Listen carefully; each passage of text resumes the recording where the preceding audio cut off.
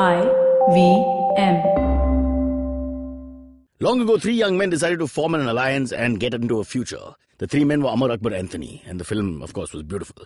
But we have three other men who formed a geek fruit. Not so interesting story. But their future is all about science fiction, nerd culture, and comic books. That's right. If you're too lazy to read a full book, read a comic book. If you're too lazy to read a comic book, let Geek Fruit tell you about a comic book. And comic books. New episodes out on the IVM podcast website, app, or wherever you get your podcasts from. कृपया ध्यान दीजिए, the language used on the podcast may not be fit for consumption. We warn you, tread carefully. But listen, yaar, don't be so conservative. You're listening to Cyrus Says. When you think of the most beautiful people in history, you think of those with the most pure hearts. And the pun that I'm about to do is perhaps the worst form of humor even I have done. Moupia is this beautiful journalist who is going to talk to us about the feeling of being Rani Lakshmibai, who was a very famous character in history. Find out more with Moupia on Cyrus Says. And no Bengali accent. Why follow your auntie's advice when you can follow Cyrus Says on Facebook and Twitter to stay updated about the latest shows? Cyrus Says, by the way, it happened again. 26 January, Republic Day, 70th Republic Day of our great nation. I, the minority who lives in Walkeshwar Malabar Hill, where the poor live, was again stuck for 40 minutes at 5 p.m. while the Chief Minister went to meet somebody either in Raj Bhavan or somewhere in the neighbouring area. 40 minutes on a Saturday Republic Day holiday. 8 minutes from Churchgate to Walkeshwar, and then 40 minutes I had to wait. I've had enough. I can't take it anymore. I know this is an elite problem for most people. They don't identify with it. But you must understand people have different pains. For some people it's a pimple. For some people it's a boil. But the pain is the pain. Now here's my suggestion. Why can't we build a kiosk instead of statues all over the city? Let's build a big kiosk somewhere in the middle of the sea, the Arabian Sea, and allow all the great dignitaries, whoever they are, Chief Minister, Prime Minister, Home Minister, your Minister, my Minister, Governor, whatever, let them come by helicopter, go straight to that kiosk. They can have their felicitation. They can play some bhajan in the background, whatever they need to do to feel happy. And we can have as many people who want access to that place going by helicopter there. And the bodyguards who I hate the most, they can wave from the helicopter at the crows and pigeons who are coming in the way with their hands instead of people like me. So I just feel that let's keep the politics away from the city. And that way the politician can still feel like a VIP and not come in our way. Everybody's happy. I may even vote for them then. It's called Cyrus Says. We'll be right back after this break.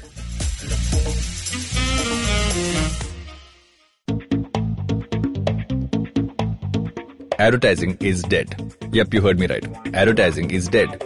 We're all in the content business now. Let's not call it news, TV, radio, etc., etc. It's all content, and we're in the middle of this weirdly exciting phase where all the borders and lines that have been drawn over decades has been swept away by this lovely thing called the internet. We're a show where we don't dwell on just the stuff that is now, but rather the wider stuff about advertising, media, content, and the whole goddamn circus surrounding it. Tune in every Tuesday for our weekly unboxing of the mystery box we used to call advertising. I'm Varun Dugirala, co-founder and content chief at The Glitch, and this is my new podcast, Advertising is Dead.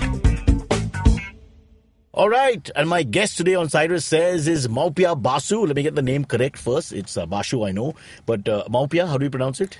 Moupia. Moupia. Listen, I have a lot of Bengali friends, so I always, otherwise I get fired.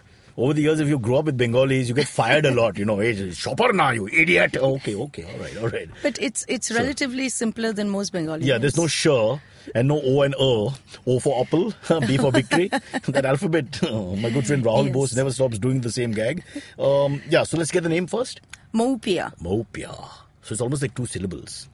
They're two different names actually, Mo and Pia. What are you saying? Yes. Pia we know, and Mo So is if you've what? got two girls and you call them, hey Mo, hey Pia, Or if they're both called Pia, then there's Moupia because there's more of them. Pia. That is the standard of the show. Write it down, Moupia. If you want to leave, you can now. We'll give you conveyance. And by conveyance, and by the way, for people who are listening, Moupia has come all the way from Pune to our studio somewhere in Khar here in Mumbai. And we've just given her 2 minutes to freshen up and we started the show. That's our standard. Thank God I'm not on video. No, we are paying per hour, that's why. Otherwise, nobody cares. Yeah. All right, listen. First, we'll start at, obviously, the fact that, you're all over the place. Everybody's talking about you because of the book. So let's talk about the book. By the way, you just made a hand gesture telling me about the book. You can just tell me on the mic. You don't have Because there's nothing much to talk about me. No, it's all about lots. the book. I've got 15,000 pages worth of references. Don't worry. But let's start with the book, obviously. Jhansi Ki Rani, why, firstly? Okay, Why the so, subject and why? I'll be very honest. The book, when conceived, was not about Jhansi Ki Rani. It was about... you can't change it's Aurangzeb today and on page 8 you just go... No, she's very much there. Okay. Because she's so powerful a personality that if you talk of the region, you talk of anything around that region, she has to be there. And she's so iconic even today, right, from the area? Yes, because she deserves to be iconic. So if she was alive, is it fair to say that Pepsi would use her in advertising? She wouldn't do so. Maybe she not wouldn't Pepsi. appear. No what about way. Parle Lay's chips? Not at all. I mean, I'd buy No Rani. way. Jhansi of Rani endorses Lay's chips. Huh? Or Pringles. No one can eat just one. I wonder. It would be a very interesting twist to her character. Yeah, you're a liberal now, so I'm just asking you, is it possible? I don't know. I don't think so. I don't think she fits. Moupia, don't answer my stupid that questions. This image. is about your book. Come on. Yeah. So actually, I fell in love with this place called Orcha, which is... Oh, that's my surname. You take out the B. Okay, Orcha. I shall carry on. I'm learning. How I'm learning. quickly I'm you learning picked how up. to ignore certain so like things. I told you earlier, shall I just leave? You'd say your monologue about the book and I'll come back. Yeah. So Orcha, I just fell in love with the place, and I insist that all of you should go and visit it. I'm not propagating. This is not a tourism program, but it is a place which is very close to my heart. It's in our own country, Cyrus. But in which state? I just don't know how In far. Madhya Pradesh. Oh, MP, so that's pretty close. And hugging the border of Uttar Pradesh, actually, because it's about 20 kilometers from Jhansi. And Jhansi, incidentally, is in Uttar Pradesh, which is, again, a lot of people are misinformed that Jhansi is in Madhya Pradesh. But Jhansi is in that tongue that, gets into Madhya Pradesh. So is it UP or MP? Jhansi is UP, Orcha is Madhya Pradesh. And But don't there is MP claim as well? They don't claim Jhansi? No, that's the whole story Right. about. I should have read the book. Okay, fair enough. Yes, absolutely. Mistake number 4. Because this has been going on for centuries now. Jhansi was a part of Orcha. And that time there was no Madhya Pradesh and Uttar Pradesh, as we know. This was Bundelkhand, central provinces under the British. Right. So Bundelkhand was also very famous for a couple of other things. The Rajputs. Dacoits. Rajputs, yes. And? It was the capital of, Orcha was the capital of, erstwhile capital of Bundelkhand. And as we all know, it's very famous for the dacoits. Yes. Because it's very close to Chambal. But do they still exist now? Much less. We are warned. Now. They're members of parliament now. Actually, they're members of parliament now. They walk among us. Yeah. No, but factually, they're sort of disbanded. Am I right? They are disbanded. The organized groups, and there's no such organized crime anymore. The dacoity, that. But it was almost like a family business. It went down generations. No, well, I haven't really researched you on haven't that. chatted with dacoits. You had such a lovely time in Bundelkhand. कभी सोचा Ocha के बारे में? सोचा, हाँ, बहुत सोचा. इसीलिए तो हमने सोचा कि अगर यहाँ डकैत मिल जाएंगे तो कैसा लगेगा? Because I used to drive down alone. That stretch, and I was warned, pre-warned. You drove alone? I used to drive because it was just. As in you self-drove alone? Yeah. What are you saying? Yes, and that's when how the story was conceived. Wow. And it's a very those days about 20 years ago. I'm scared to drive in Malad during festive season. I don't like driving, but these are parts of India which I wouldn't miss for anything. So nobody ever stopped you, but you must. No, there wasn't anyone to stop me because my husband was fighting at the border. Oh boy. And my son was 2 years old, so there was really no one to. And when you went there, you mean on the roads? Was there any incident? No, I was forewarned. that be careful. Did cops come back with you, before dark. Like cops. No, nothing of the sort. You're a journalist. Nobody cares. Nobody cares. No, I don't think happens. I particularly fit into the image of a bandit queen, so they let me pass. What an opening line, though, that movie. I'm so sorry why bring it up. Google it though. Lovely. Yeah. So it was from my door to the gates of Orcha, it was just about 20 kilometers, about half an hour drive. And the road is very deserted and still deserted. What I loved was that in the last 18 years, I have not seen any development take place in terms of construction. We can't blame the Congress or the BJP. No, I am very happy that nobody came. Huh. I'm very happy they've left it like that. Yet virgin. A slice of rustic India. Slice of absolutely rustic India, except for one monstrosity that has suddenly arisen. It's called Science City or Space City or something like that. Hey, but isn't this a bit of a hypocrisy on people like us, the elite, urban elite, who educate ourselves and live in an urban world, but we want to keep rustic India at the same time? It's almost like, I think very much so, but I think that it's that Indianness.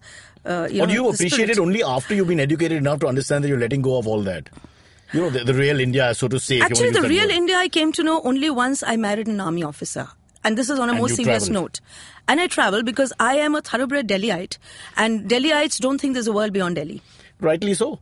No, I'm kidding, yeah. No, really. I mean, they don't, at least the 70s and 80s. I grew up in the Delhi of the 70s and 80s. Perhaps most city people feel that way. There's nothing beyond this. City politics is enough for you. Don't go beyond that. Yeah. In fact, I remember a friend in school asking something about Orissa and said, is there electricity in Orissa? You know, I mean, this is the way people, I mean... The first great empire of India. First great And nobody empire. remembers. Can you imagine? So it's very tragic, and that's one of my aims actually, to bring forth as much of history as possible to the present generations. In fact, we are talking of the Queen's Last Salute here, but my first book is also a little about our history. Mm-hmm. So when I used to go from Jhansi to Orcha, I used to pass this road, and it was very desert. It's very stony. That area is geographically very stony. Mm-hmm. And I used to just wonder, I said, 150, 200 years ago, if somebody had gone from here to there, say a young girl, I was also young that time. So someone like me... 150 years ago? No, 20 years Why are you even answering me? So I think that's the Stephanian politeness. Oh, I wanted to come to that. Yeah. Oh, don't give it away. Then?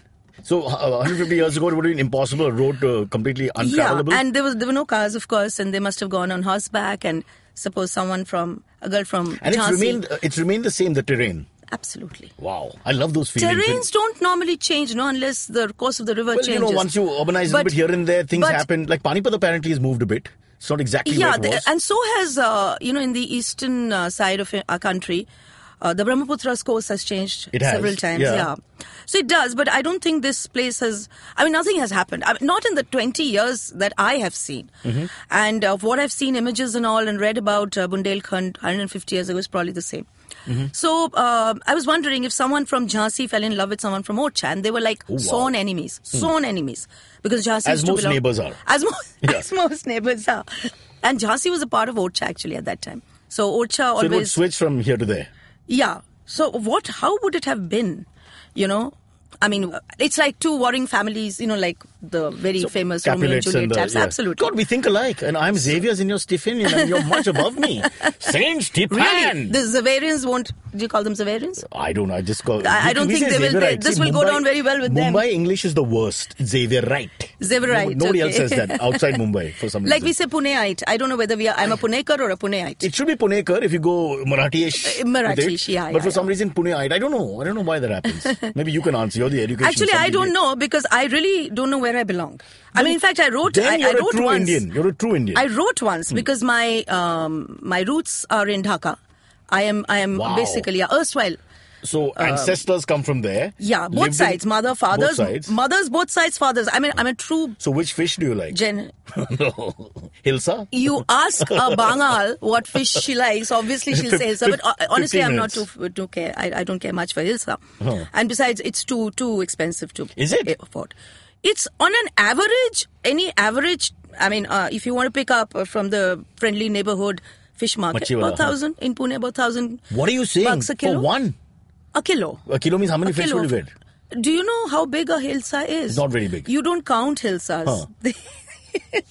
I don't know whether to carry on or not. No, let's talk about hilsa. You really want to talk about hilsa? My podcast, people are hungry, for everything. Yeah, and you're talking to a Bengali. Then exactly. Yeah. You as we all know, Bengalis. You digress to fish. Now what can I do? Yeah, true. So I really don't know where I belong. So when I started traveling, I mean, I've heard stories from Dhaka, about Dhaka, all my life.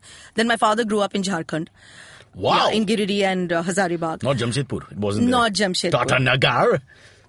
I like that expression because I often come across a lot of people from there. I get a lot of people from Jharkhand who say, "Oh, you're Parsi." We grew up with Parsi. So after some time, in MTV, we had a guy who was from Jamshedpur. He spoke Gujarati also because he had so many Parsi friends in school and influencers. I was stunned because you're Bihar actually technically and all that. And you didn't expect, if you don't know about it. But this is the lovely part about India that you can go to that is fantastic and find a guy speaking Gujarati because of Parsi influence, and he's actually Bihari. It's fantastic. And that is what I always maintain, that it is an amazing country. Yeah. And without the politicians, despite everything, we are still together. Such varied culture, cuisine. We don't have a choice now. No one will take us. We don't have a Try choice. And apply. And I don't think, on an average, someone like you and I, we have any problem of that sort. So anyway, Sorry, it's let's all a get back to our hodgepodge. story. My mother grew up the romantic moment of sitting there or being on that terrain of, looking at the... So that's what, I wondered, I said, what would it be like if a girl from Jhansi fell in love with a man from Orcha and she decides to go to Orcha, much against the wishes of a queen, which happens to be Rani Lakshmibai. And then the mutiny breaks out on top of that, and Jhansi was more or less the epicenter of... He's fighting the British or he's fighting the neighbors? Both. That's the story. Right. Read the book. I will. That's the whole story. I'll do it. I'll read the book. Don't you worry. Huh. So it started, this images started conjuring up. And then when I went to Orcha, I used to just walk around the town. It's a small, charming little town. There's absolutely beautiful river which flows right through it. Crystal clear waters. And I used to sit by it and I used to look at the silhouettes of the forts and I used to wonder what life would have been when it was at its peak, because it was a glorious kingdom. And I came back, then I returned here back into civilization, so to say. But Orcha kept haunting. It kept calling me back.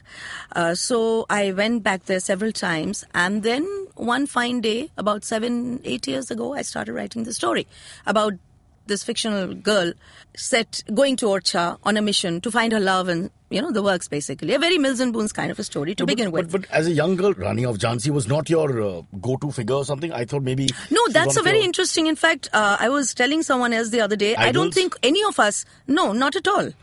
We were not... Miss India answers, you get the odd mention.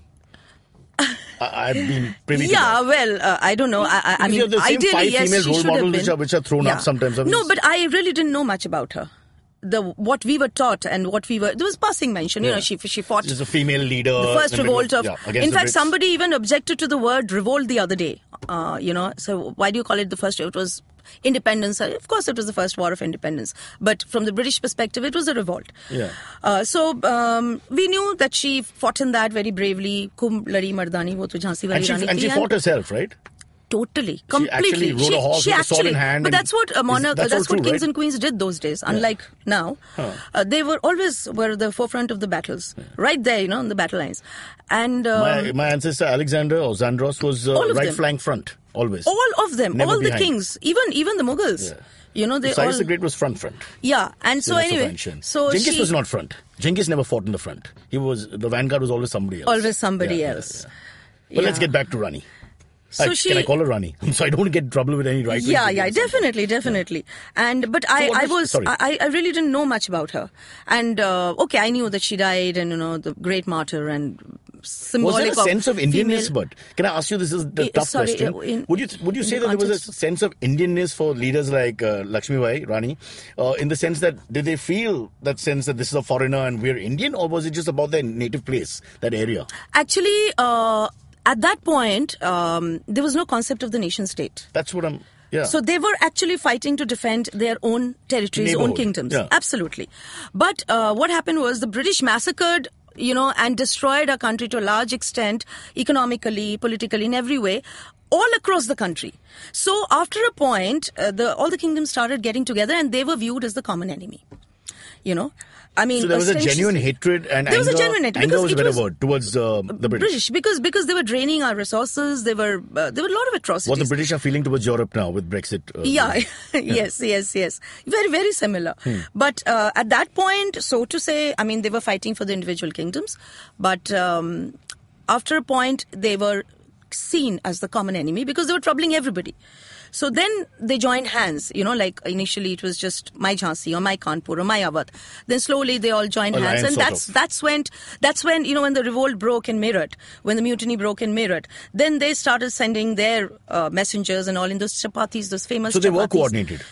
They became very coordinated, but it wasn't at the outset. But the British had gone too far. And then slowly the concept of the nation state, I think, actually came with the Indian National Congress. Absolutely. Okay. So, but at that point, they were fighting for the individual states. But the enemy was common. Okay, I'm going to ask you a couple of questions on, because I obviously don't give away the book or the movie, etc. Don't go too much into history. Yeah, no. I want to ask you. I'm very fascinated. I love history. Yeah. I'm fascinated by the persons always. The Yeah. person's sort of character and Yeah. personality. You know, I was fascinated. Akbar turned vegetarian, for example. Yes. Shunned religion. Yes. Shunned Islam, which very few people know, and turned to things like Sufism. He and, didn't shun. No, well, he did. He stopped the practice of. He became inclusive. Of Qurbani. Yeah. Yeah, He refused that. He refused that. So there's a different definitely. sort of, people Yeah. don't understand how people are. I mean, how these leaders are. We Yeah. just bracket them as one Akbar, of stereotype. course, is a very different. Superb. Yeah, I'm a huge fan. we'll need many other shows to talk about him. No. So I'm coming back to Rani Lakshmibai. Can you tell us in a little character portrait of what she was personally? What was she like? Well, she was what I've read of her. She was actually much of a tomboy because she grew up with boys. Oops. In the court of the Peshwa. Father was a Brahmin and she lost her mother very early. So I guess there was no feminine influence on her so much. Mm-hmm. You know, even as she was growing up, neither mom nor sister, no one. And then she grew up in the court of Peshwa Bajirao. And her companions were Tatya Top and Nana Sahib, adopted son of the Peshwa. So, I mean, if you're playing with boys and you're growing up amidst boys, so you will masculine identity. tend to masculine identity. And then she learned how to ride horses. Her entire training in warfare took place in. I mean, was you she can a good imagine. sword fighter and sword fence and all this? Excellent. And right from the start. And very courageous. She was very courageous. There are stories that, she saved Nana Sahib from, being crushed by a horse. Then she killed a tiger, stuff like that. Did she really kill a tiger? We'll never know. We'll never know. There are a lot of things again. Kill a tiger ambiguous. on foot. On foot. In fact, the film has also shown that. But in the documents I've read, there's no such mention. Well, Peter will have a word with you guys. But that was many years ago, yeah. Yeah, yes, of course. We can't hold. Because even now when you go to some legends. of our... Sher Shah Suri got the name amazingly for killing a tiger with a knife or dagger. Even today, I think if it's for self-defense, I think it's all right. No, I'm not talking about that. I'm talking about the fact that you think this really happened. Forget the morality. For Lakshmibai? Yeah, that these legends... I don't know, but that's not really important. Right. What is important is the overall person she was. Was she a natural leader or pushed into? She was a natural leader because, she was never trained in the etiquettes of royalty. Mm-hmm. She was never. She was an ordinary girl in a Brahmin household. But somewhere in her mind, she was made to believe. In fact, one of the Englishmen has said, and I've written it in one of my articles, that, she always knew right from the beginning that she was destined to be a queen. Somewhere. Because apparently Nana Sahib told her she wanted to get onto an elephant and he refused. And she said, one day I shall own 10 elephants. Or double the number of elephants, So somewhere I think she knew... Why did he refuse? Because of gender bias? They were children. Oh, children. They were children, yeah. So, and when she married this much older man, Gangadhar Rao, she very easily fitted into the role of a queen. There had to be no training for her. She was a natural. This is what I've read. And she wanted to go to battle. Like, she was happy to go to battle. Yes. She liked doing sword fighting. She had regular sessions. She was, in fact, what I've tried to bring out in the book is that she was definitely a soldier, and that's the image we identify with more.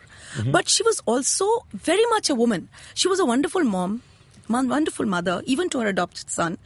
And she was a very loving wife. She loved her subjects. So she was really a wonderful... Did the soldiers take to her? Completely. How the natural leaders have this They wanted her. They wanted her as the queen. In fact, when there was a scramble for the throne after the king died, they were very happy when she took over. They were very happy, despite being a woman those days. I have a very similar story. When I was in the NCC, I remember I led a troop of 7 boys to a treasure hunt. And the way they followed me, all the way across the South Mumbai slopes and lanes and by-lanes. And, I'm just saying, some people have that natural ability. Like Wasim Akram, for example. So we get what you mean. Yeah. He's a natural leader. In Lancashire, when he took over as captain, he was asked to make a speech. And so he looks at all the boys in the dressing room, Wasim Akram, cricketer. And he says, follow me. And it was a beautiful speech. That's it. He was, I'm going to bowl and we're going to win. Just follow me. Yeah. So some people have that. Some of them have that sort of natural aura where they just chest out. Aura is the right word. She had that aura. She could command, attention. She could command an army. In fact, she herself was not very. She was known not to have a good voice. How did she deal with the men? But there must have been a gender... you must read some very interesting reports by the British themselves. Mm-hmm. The British were actually, if they were really intimidated by anyone during those days, it was her. Wow. And in fact, Hugh Groves, the man, she died fighting him. He said when she died that she was the only man among the rebels. And I'm glad that the rest. I'm glad that the rest were not as manly as her. They were really scared of her, and she was. So she dies in battle. I don't want to give away anything, but yeah, that's history. Okay. Fair enough. She dies in battle. But nobody reads history, so when we say this, we're fine. She dies in battle. That's why she's a martyr. They will now, yeah. And, they have also talked about, very interestingly, when she used to appear in court, for instance, that she was a very young woman. And she was attractive in her own ways and with a very attractive personality. But she never, manly dressing, warrior dressing. We always see her with her arm. Yes, that was in battle. Looks like Virat Kohli without the beard. I mean, I should say that. I take that back. These are, yeah. But the forearm guard thing we can't say a lot of things that would be. No, I'm just saying that the very masculine look there. This is not a judgment call. No, but then these instances you can find in my book when this girl is telling her that, try and look like a woman once in a while. Yeah. She was also a widow. But she refused to shave off her head. She took off all her jewelry, but she did wear a few pieces like a diamond necklace, some bracelets. But like a nose ring is, I believe, only in Maharashtra. It is worn by women whose husbands are alive. That was something she took off. But she did not shave her head. But she did not actually, get the chance to dress as a woman. Because it was a very short period. It's also to do with the early years. The influences are very strong. Influence is strong? No, also because her husband died in 1953, and within 3 months the British were at her door, knocking at her door, that just get out and battle. Yeah, so she really had no choice to really dress up and be the queen, and she everything. she had to tackle too many things simultaneously, all at the same time, and then the mutiny broke, but she did. Organize a lot of festivals simultaneously. She did not want her people to know that, they don't have a king, a male ruler. There's no difference. There's no difference. Yeah. I am as much your ruler. So she, despite everything happening around her, she, created a semblance of peaceful state, and that everything was normal. And may have been a very, had a good illustrious rule if she had lived longer. Oh, definitely. As a civil king, I'm saying. Most importantly, as a civil king, most importantly, her subjects were very happy with her and they loved her. Mm-hmm. She was one of them, you see. She was one of them. And she understood them. And even when she was asked to leave the fort and her palace, her subjects went up to her, not to the British who were occupying the fort that time with their problems there, whatever. So she was much loved. And if she stood for elections today, would she win? 100%. All right, we have to take a quick break. Huge. She would sweep. We take a break and we'll come back. Lots more to talk about. Yes. Also about you. Not just about Lakshmibai, but also about you when we come back. But in the meantime, I just want to mention that she may not have dressed. Lakshmibai did not dress as a woman and didn't have that experience because of circumstances. But I have dressed as a woman many times. That's my book. That's my book. Would you like to read my book sometime? That would be very interesting. All right, we'll take a break. We'll come back. Yeah.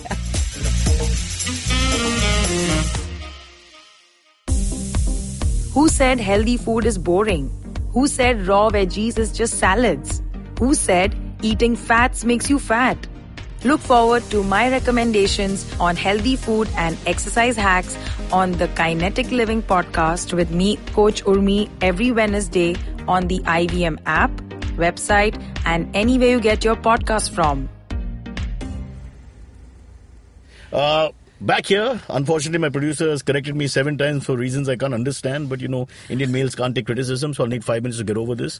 My beard will grow a little longer, or not at all. But, Moupia, this is about you, the entire show, and I'm fascinated by the entire character. Again, in the history books, or as we are taught in books, we read the battles. We read a few things that, lead people to reach places, etc., and for these things to happen from a political point of view.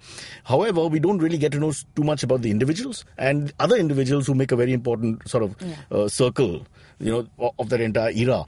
You chose Lakshmibai, and I asked you whether she was an idol of yours or somebody you looked up to. But it's more like a discovery as you know. Absolutely.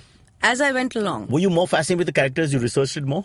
Yes, I mean, when I started writing about this girl, my protagonist originally, and she still remains my protagonist, as I said, you can't talk about Orcha or about that period without talking about Lakshmibai. Mm-hmm. She's such a prominent figure, and she dominated that period, that area, that region, everything.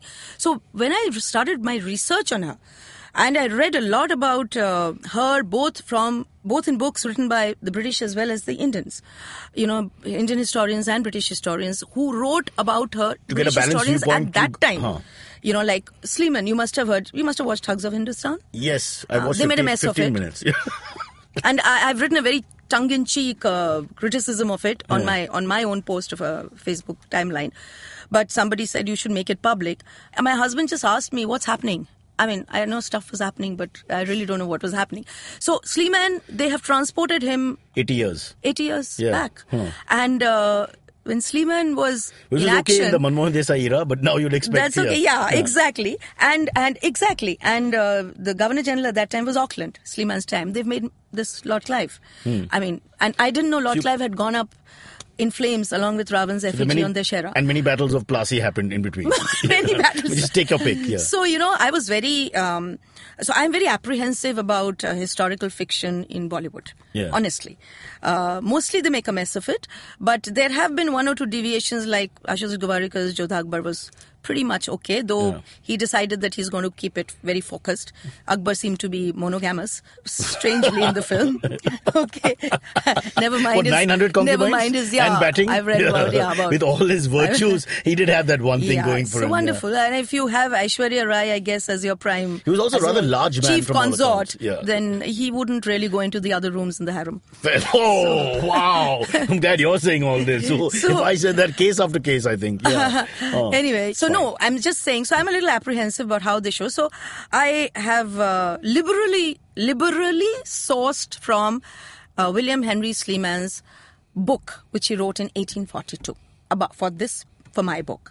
So in that you get a fantastic perspective, of course. Is it a pro, anti, or is it... It's neutral. It is neutral. Yeah, it is known as the Rambles of an Indian Official, Rambles and Recollections of an Indian Official. Self-replicating English writing style, I'm familiar with it. Yes, but it's interesting from a British perspective. We've always read about, from our perspective, our idea of Rani Lakshmibai, the mutiny and all. But it was nice, interesting to read, because a lot of things that happened, he was witness to. So he's not making an opinion there. He's just reporting, okay, this is what happened. And that's interesting. So from there, I realized that, and also some other British academicians who have written about Rani Lakshmibai, that she was always very reserved in court and very sober. Extremely sober. What does that mean? She never, she could have used her sexuality to a certain extent to get certain things. I mean, she was young, she was attractive, and the British With the British? With the British. But, so she should have flirted more with the British? No, she could have, Yeah. I mean, but she never did that. Though she was well aware, I'm quoting a British historian, though she was well aware of her attractiveness. But that British officer is saying that she did not. But somewhere she was probably aware that, she could have done this. But she stuck to only diplomatic relations. So there was no overtures of friendship from her side? No, not at all. She kept that wall. Yes, but that she Mexican was pleasant. Wall that Donald she was Trump extremely... Yes. She would have been a fantastic politician. Because that is one side of hers we've never read about. We just know she's a warrior. She died. But not the best diplomat, because she could have avoided war as well. She tried very much. She tried. But then again, after all, I mean, if somebody is really throwing you out of your house, you have to fight at some point. She tried a lot with... she wasn't foolish. She was very astute. She knew when to do what. So it wasn't that, right in the beginning, she jumped into the fire and said, okay, I've got my sword and I got my horse. No, she tried to be diplomatic. She had these constant, prolonged exchanges of these missives, between Fort William. But in truth, was there any chance of beating the British? No. Not really. The war machinery was just too good and too organized. Yeah, the war machine was too good and too organized. And I mean, you could have small pirate victories here and there, but you couldn't defeat them totally. Though, she resisted them for a considerable period of time. Yeah. Unlike probably Wajid Ali Shah, who just sort of abdicated the throne. Didn't have the stomach for a fight. Yeah, spouting poetry. Yeah, fair enough. I think, I mean... So it depends. I mean, but she's मैं मेरी झांसी नहीं दूंगी. Fair enough. No, I would also like to talk a little about Orcha and Bundelkhand. As the tourism minister of Orcha and Bundelkhand, please go ahead. Make a pitch. That's what because I just feel these places need to be, Indians need to know about our very rich We've been crying ourselves hoarse about the rest of India. There are not 7 places to visit. Yeah. And there's so much more gone. So I met this Chinese, I think, this tourist. Fahen? Oh, he's been dead many years. Yeah, he's been dead many He was centuries. sang? No, dead too. No, but he was Chinese, all right. The rucksack on his back, and he was standing at the top of this hill. And claiming it for China? A Mahalakshmi temple. God forbid. So I asked him, I said, where are you from? He said, I'm from China. So how do you know about this place? The Lonely Planet. So I was very happy that, finally... Covered. These places are being covered by... The Google of the geographical world in the old days, yeah. So it's important because these were very important regions of our past, of our history. So, and it's now, like you go to Khajuraho and you go to Orcha and you go to Banaras. So these are in the same tourist circuit. Triangular. And I will recommend you too to go and... And by you two, we don't mean the band, who will not get a market there, so stay away. But we have so much to talk about and we're running out of time. Who says there won't be a market? You never create know. a market. I should keep quiet. But I want to ask you a few historical questions. Quickly, in 5 minutes, talk about your life. So what is your view as a historian, as an academic? I am not an academic. I'm not a historian. To me, you I'm are. a journalist. Please be for 5 minutes. And you know what? As a journalist, but as a journalist who's very interested, give me your view. It doesn't have to be right or wrong. What is your view about people who say that X is not part of Indian history or Y is not part of Indian history? For example, that we should ignore the Mughal period or that these things didn't happen because they came from outside, whether it's Timur or Ghori or Ghazni or whoever. I do not subscribe to these views. I wouldn't like to say anything more. Mm-hmm. You'll wait. No, I do not subscribe. I think anybody who's contributed to our history. But why do we have this chip on our shoulder? I don't politically. understand. Why can't we just look at history as what it was? This happened. Don't This is deny something it and I've move written on. about. Why can't we accept our history? Yeah. Because even if you see, even in this, Orcha, when you see the Sonia Lumiere show in the Orcha fort and the Jhansi fort, it's very interesting. The part where Orcha, they were, I wouldn't call them allies of the British, but they were definitely not enemies of the British. So now Orcha's last glorious ruler, historically, was Raja Chhatrasal, whose daughter was Mastani. The Mastani of the famous Film, which was historically sort of accurate? Not really, because Mastani, if I'm not mistaken, there was no love affair.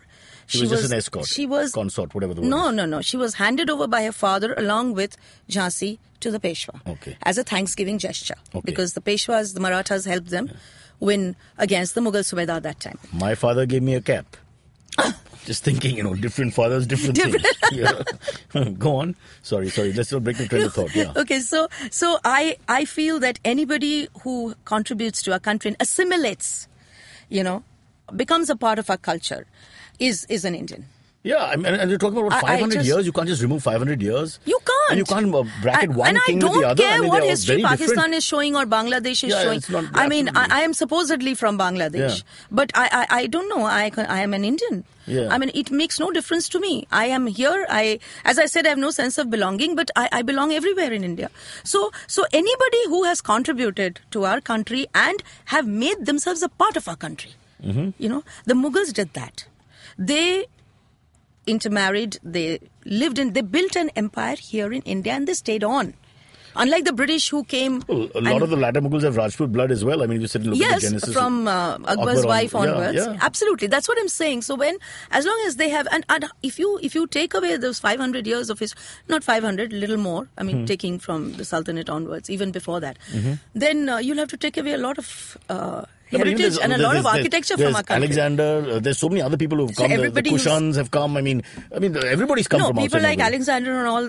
The historians. This is actually not really my realm. Yeah. The historians would be better probably equipped to talk about this. But Alexander, again, I would consider more of an invader because he came and he went. No, but the Seleucid dynasty followed. The Seleucus stayed back. They had They had a little.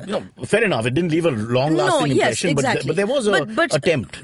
I think Timur just came and went. He went to Delhi. He couldn't bear Delhi because people like you were in Delhi couldn't bear it. He attacked everything in sight and ran away in the heat. Twice. So he's not really someone. But as far as Babur came to live in India, to consolidate an empire in India.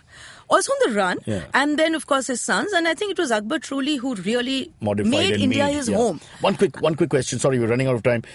If Dara Shikoh had beaten Aurangzeb, you think India would have been a different country? You think he would have been a good king in terms of keeping the country together? And I won't spell out the issues. Get me a time machine. All right, fair enough. The poet doesn't always make the best king. Before we let you go, a quick word on your background because you're a Stephenian. So I wanted to just quickly get a couple of questions in. What are your views on Kanhaiya Kumar and all that's happening? on the side? I stay away from politics. Aww. Not really. We don't get journalists on our show? No. We get NGOs who are helping I wouldn't. children. I'm very clear about it. I am very clear. I'm not going to comment on any political Freedom event. of expression? No, I am this not way or going that to. way? I'm not going Maybe to. a party will poach you. Maybe I've taken a lead Bundelkhand, you'll be the member of parliament. Lakshmibai's, Of stoic silence. Yeah, stoic silence when Marcus required. Aurelius. And really, Stoicism. What? I'm just showing off. No. I don't know anything. You continue showing off, but I told you I'm part Bengali. stay I away can from talk. that. Sorry? Yeah, I know. And I don't want my Bengali listen, genes to... Fair enough. I'm not going to, push you under the kosher and force anything out. But it's been wonderful talking to you. Because if I start talking, then it will ruffle I a lot think your of views are feathers. fairly liberal. We know where you'll go with your views, so don't you worry. But I will speak in your voice after you're gone, and we'll just say anything we want to. Yeah. Don't Tara put words Shikoh in for my president. Yeah. Okay. Listen. What's next? As in writing? Is there another Yes, book on there another is. historical figure? Yes, there is. Are we allowed to know who? No. Come on. Not at all. Please. No. Is it a female? Give me another avatar, male avatar. Give me something. It's a very interesting part of our history. It's historical. Is it post-independence? My goodness, look at it. No, it isn't. Okay. I'm not going to answer any more questions. But Pre-Mughal? I'm not going to answer that. But you just wait for another 8-10 months and you'll know. All right, 18 months. My wife, 9 months. 8-10 months. Just kidding. 8-10 months. All right. Moupia, you've been wonderful. Thank you so much. We have the AMAs, which I have to do. Is there something you want to say? Is it over? It's over. Oh God, was it that bad? No, it was fun. Come on, it was so much fun. It was fun. Because I know that, somewhere I really stay away from politics. And we have a lovely title for this show. When Ocha Met Brocha. Okay, leave it. Just That's let it go. lovely, actually. It is. Titles are always fine. It's the meat that we have a problem with. Literally. You should have one of your shows in those forts. It'll be the last show, that's for sure. Yeah. Anyway. Why do you have this mind block? Urbanized? Very urbanized. Why do you have this mind block? I can't live in a country without air conditioning, although I'm leftist. We are such a hypocritical society, I can't explain to you. I have very strong left leanings, but yet I need certain comforts. What do? I think this is the only country which will keep me, because you can be a hypocrite and maybe even be a leader. In fact, that would work well. Okay, thank you so much, Moupia. AMA time.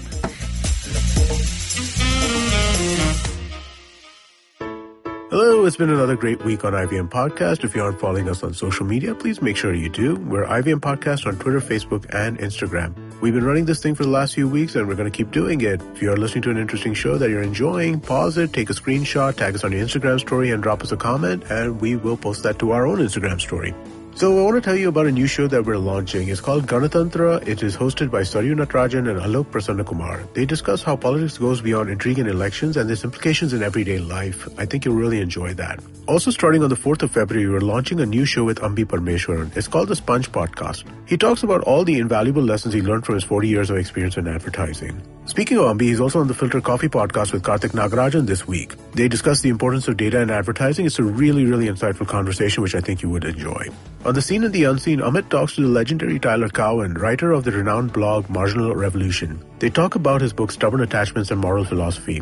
On How to Citizen, we're on Chapter 3, Why We Need a Parliament. Joining Meghnath and Shreyas for this episode is comedian Prashasti Singh. She brings her insight of growing up in Amethi and being witness to political theatre in UP.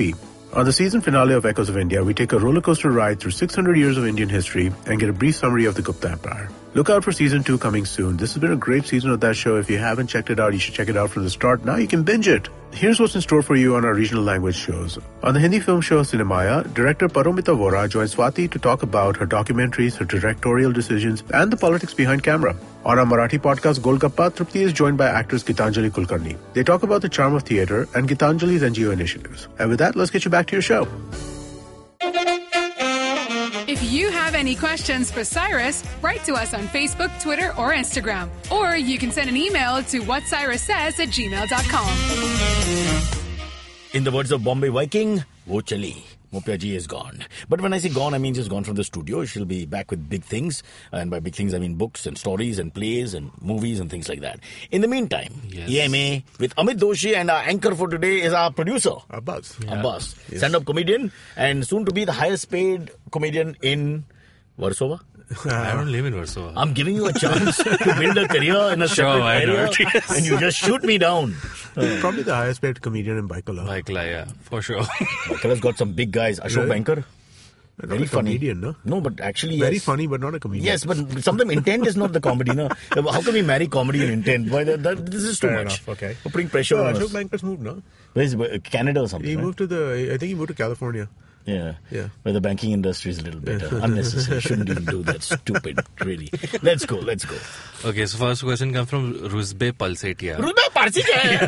Hello, Rusbe. What's up? He says, What's going on? Hi team, I've been thinking of writing from a long time but procrastinated all Well, through. I want to do this in a southern accent, from start to finish. Now you said it. So he's in Auckland actually. Auckland Sent Auckland much. He has a very philosophical question. He says, I have heard always that you should not work for free. No. If you don't value your time, others won't too.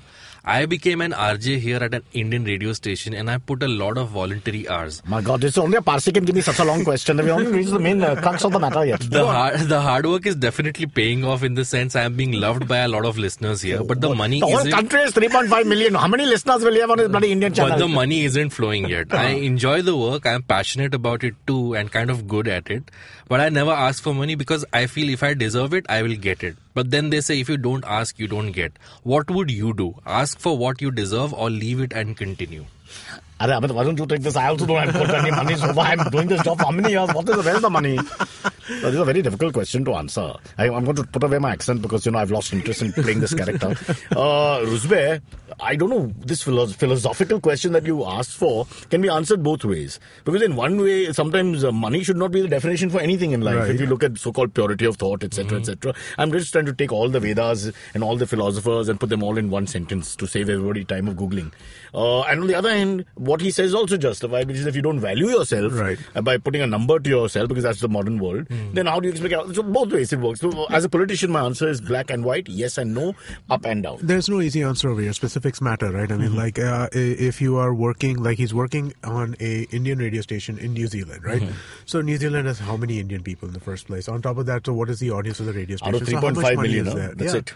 So I mean, Deepak Patel, let's count. The new off spinner in the squad right now. Sodhi, the leg spinner, that's 3. There's no rugby player of Indian origin. So that's it. 3 point and a few bowers who settled down. Some of it also comes down to this apprenticeship kind of thought, right? I mean, do you need to pay your dues? How much do you get paid when you get paid when you are quote unquote paying your dues, right? So I mean, it's there's no single But hence, answer that's here. why we have contracts. I mean, one can only tell him that. Yeah. I suppose. Tell him that means he's listening. So I'm telling you, Rusbe, that you live in the Western world. Well, yeah, our world as well now is a bit similar. You have to have contracts and you have to hopefully follow the contract. Yeah. Obligation between you and who owns that channel or who is the producer. I don't know how it works, if there's advertising involved, etc.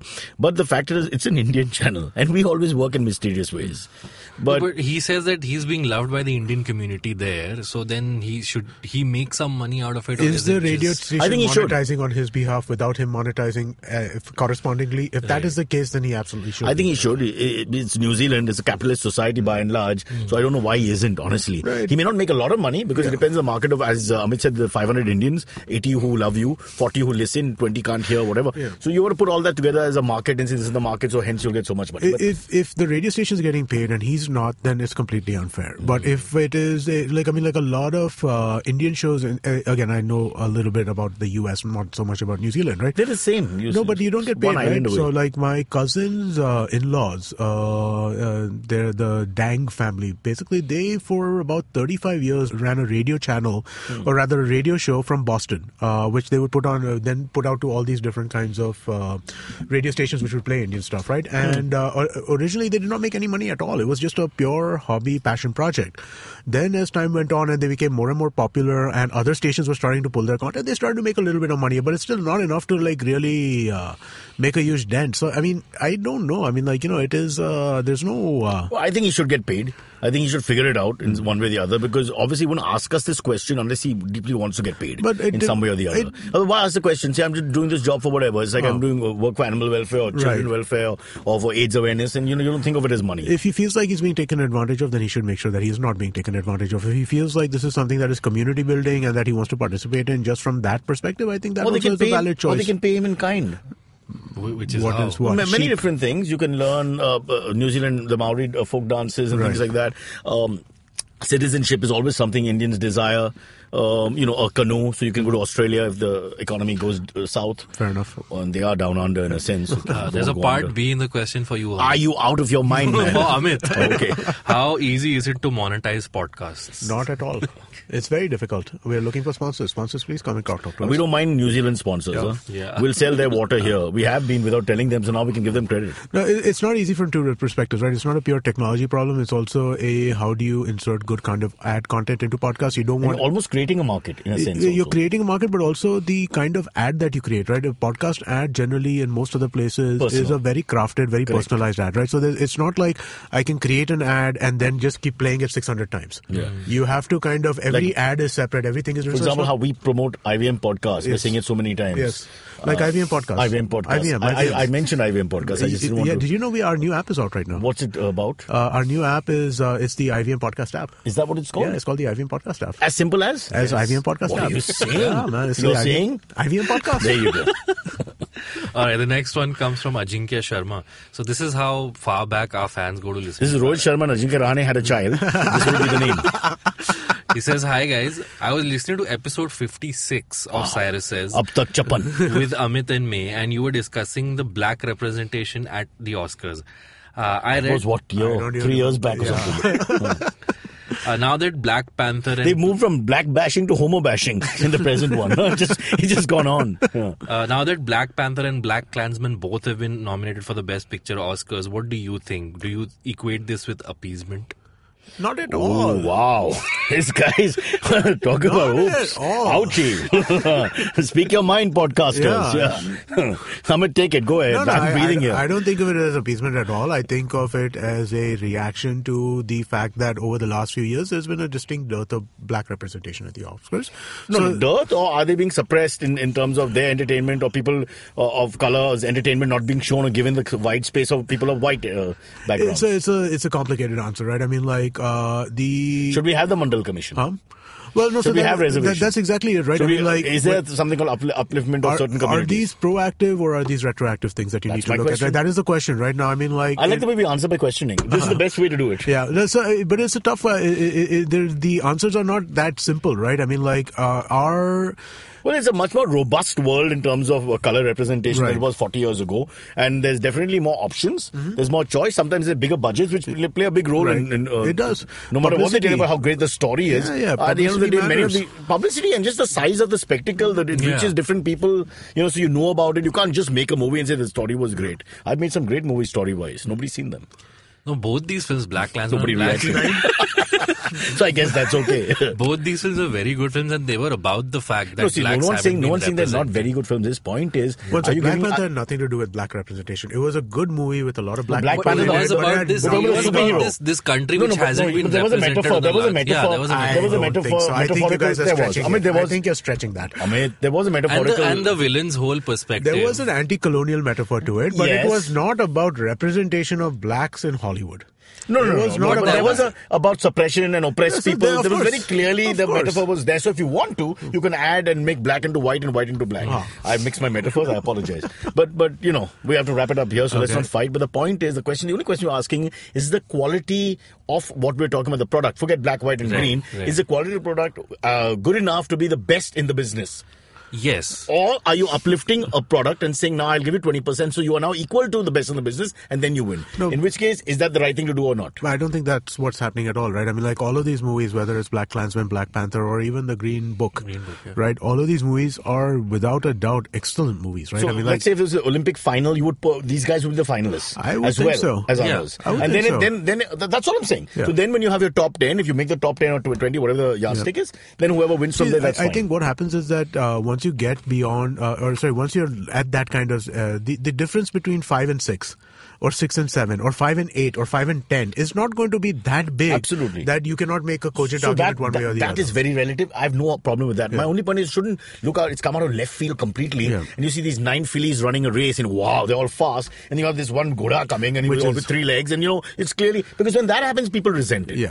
Okay. Now again, I'm not just talking about this the black-white issue, about everything. No, but when you're talking about any kind of reservation or any kind of representational politics, you're talking about that. As we go into the election, we must have a podcast and argument over whether whether we have reservations, whether reservations work, and whether it's the right thing to do, and whether, because society is unequal. So, but there's many points of view. You don't have time. Thank you. Okay, guys, beat it. I've got to meet a man about a dog. Okay, a dog about a man. Okay, catch us on any of the podcasting apps, please. We beg you, we need you. Send us your questions on Twitter on Cyrus Says In, or you can email us, even if you're not female, on whatcyrussays@gmail.com. And that's what Cyrus says. Every week comes a show where three people come together to tell you about stuff they like. A movie, a TV show, a book, and other stuff. Tune in every Monday on the IVM Podcast app to IVM Likes. Batman approves this message. Thank you, Batman.